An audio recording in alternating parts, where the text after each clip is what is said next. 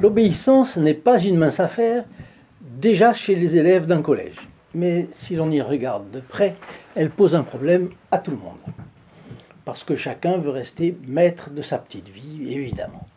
Le vœu d'obéissance, chez les religieux, fait passer l'ordre à laquelle appartient ces religieux, avant ses préférences, ses habitudes, ses goûts, ses envies, et c'est une croix de tous les instants. Mais le religieux progresse dans la vie spirituelle moyennant justement la mise en œuvre de ses vœux de religion, pauvreté, chasteté et obéissance. Nous savons que le Padre Pio fut un moine exemplaire, l'Église l'a même canonisé. Nous savons donc qu'il a pratiqué les vertus chrétiennes à un degré héroïque et en particulier l'obéissance. L'obéissance à ses supérieurs. Jusqu'où va cet héroïsme? C'est cela que nous allons voir aujourd'hui. Cette fois, il est mort, bel et bien mort. Cher ami, fidèle du Padre Pio, bonjour. Mon nom est Jean Goyard et vous assistez au programme sur les pas du Padre Pio.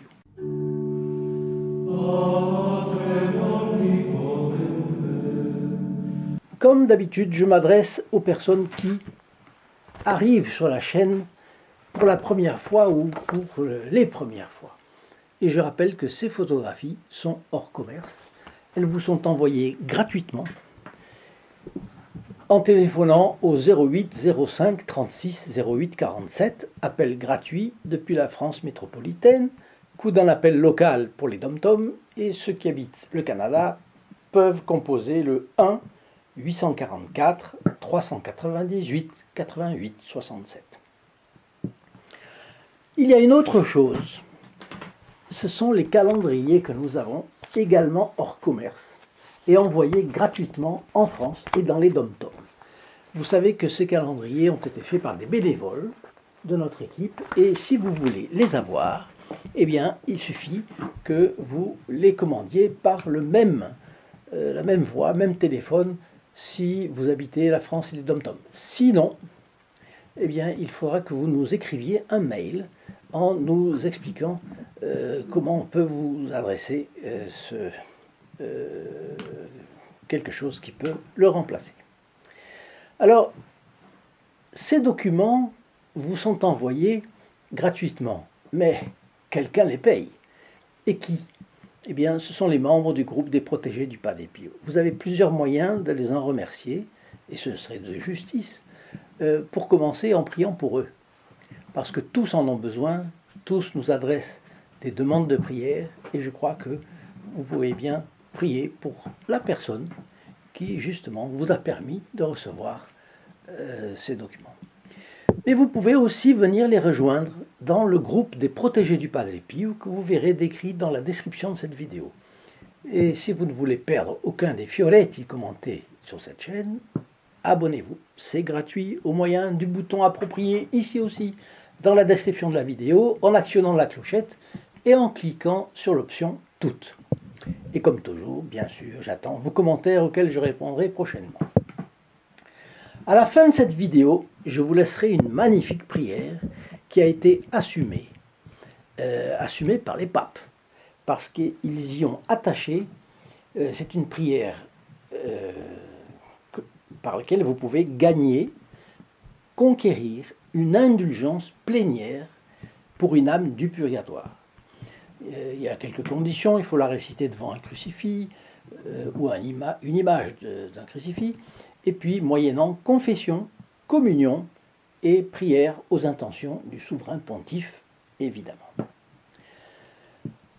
Alors à Pietrelcina, tout le monde admirait la ferveur du jeune frère capucin, qui était le Padre Pio. Beaucoup avaient vu des prêtres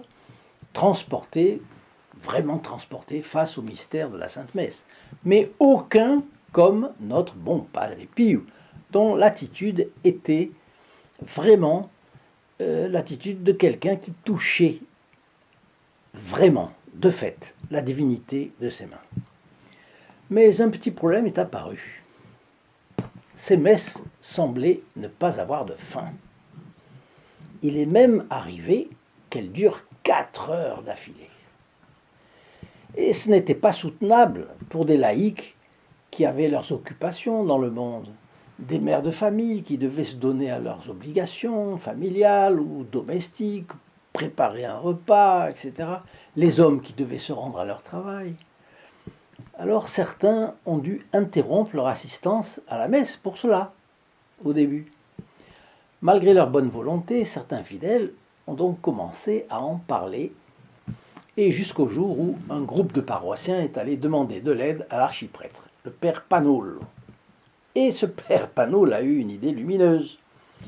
Il avait la juridiction de cet endroit, de cette église. Il savait que le Padre Pio était exemplaire en ce qui concerne l'obéissance. Ah, alors, il est allé le voir et il lui a dit « Piuccio ». Il le traitait par ce prénom, ce diminutif, ce sobriquet affectueux. « Piuccio, je pense qu'il serait bon de faire un peu attention à ne pas trop prolonger la célébration de votre messe. Qu'en pensez-vous? Faisons un marché. J'essaierai de vous prévenir mentalement quand il faudra que vous repreniez le cours de la messe, qui est interrompu par vos pensées. Bon, le stratagème a bien fonctionné. Dès que l'archiprêtre voyait, depuis le cœur, que le Padre Pio avait une extase et s'arrêtait dans la messe, ne progressait plus dans les rubriques, alors il lui ordonnait mentalement de continuer. Et le Padre Pio obéissait promptement.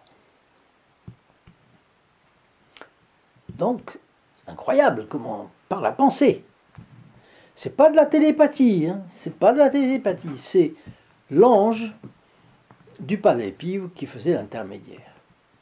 Alors le Padre Pio, après la célébration, ça c'était une autre affaire, parce qu'on lui avait empêché d'admirer la Sainte Vierge, notre Seigneur surtout pendant la messe. Alors il restait caché derrière l'autel pendant des heures et des heures, dans un profond recueillement. Et même il tombait dans une sorte d'état second qui le rendait absent absolument à n'importe quoi. Parfois il perdait l'équilibre et s'écroulait sur le sol inconscient. Alors selon le père Adolphe Tanqueray, qui est un prêtre français, grand professeur de théologie, l'extase est un phénomène mystique de l'âme, complètement immergée en Dieu. Et ce phénomène fait que les sens de la personne sont comme suspendus par la présence de Dieu et inactifs. Alors cela peut durer, ces extases, d'une demi-heure à quelques jours même, et la personne peut en sortir spontanément, ou alors être appelée par une autre personne, ça dépend. Alors le sacristain a pris peur au début, mais il a fini par s'y habituer.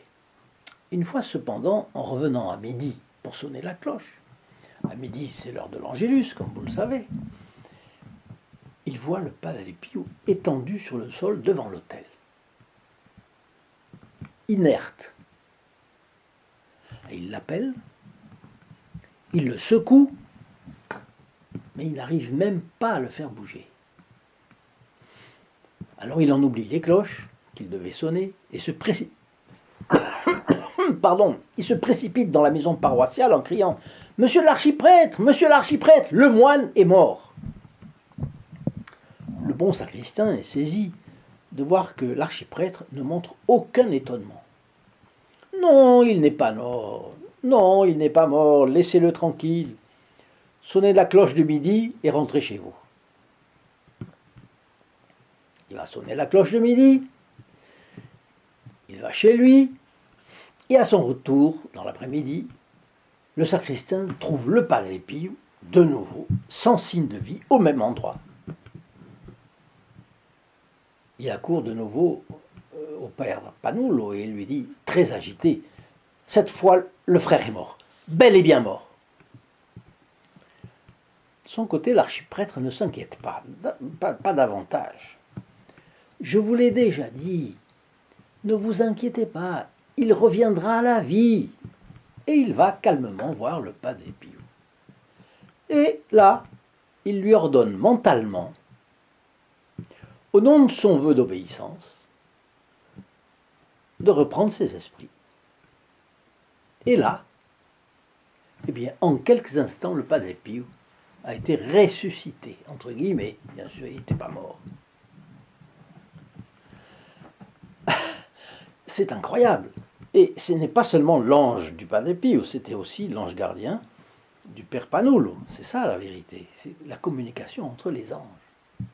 Alors je vous donne rendez-vous sur le lien st-padrepio.fr dans la description ci-dessous, où je vous l'ai déjà dit. Pourquoi? Parce que vous serez étonné de voir toutes les possibilités de développement du réseau d'influence du Padre Pio. Et aussi tous les bénéfices que vous pourrez recevoir quand vous êtes membre du groupe des protégés du Padre Pio. Si vous avez aimé cette vidéo, ne manquez pas de la partager et d'y ajouter votre like. Merci.